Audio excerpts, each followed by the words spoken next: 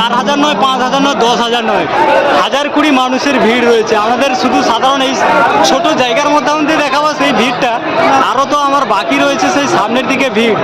দেখছেন সেই ভিড়, কোনো কথা হবে না সেই ভিড়ে।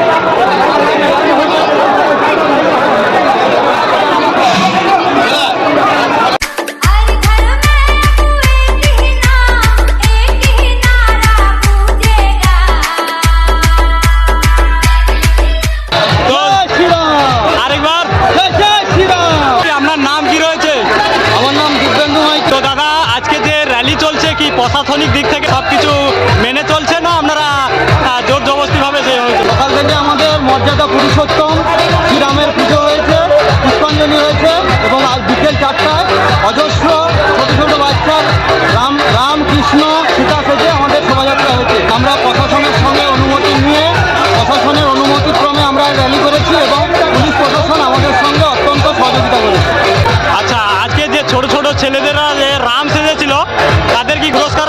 হ্যাঁ, আমরা ছোটো ছোটো ছেলেদের জন্য পুরস্কারের ব্যবস্থা রেখেছি এবং পুরস্কারের পরে আমরা নির্মাল্য প্রসাদ, খিচুড়ি প্রসাদের ব্যবস্থা করি। খিচুড়ি প্রসাদের সবার জন্য? সবার জন্য।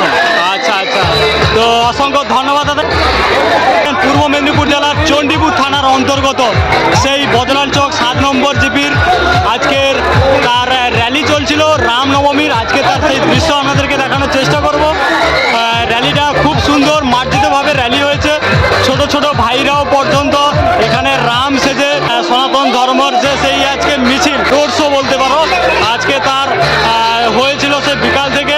আজ সকালে আমরা কথা বললাম, সকালে পুজো হয়েছিল আর এখন চলছে সেই র্যালির পরে আমরা দেখতে পাচ্ছি ছোট ছোট ছেলেরা যে পুরো রাম সেজেছিল তাদের পুরস্কার দেখতে পাচ্ছেন, হাতে সেই পুরস্কার রয়েছে আর পুরস্কার বিতরণী হয়েছে। আমাদের এই দাদা রয়েছে দায়িত্বে, পুরস্কার বিতরণ চলছিল আর পুরস্কার বিতরণের সব পাশেই রয়েছে এখানে খিচুড়ি প্রসাদ বিতরণ দেখতে পাচ্ছেন। খিচুড়ি প্রসাদ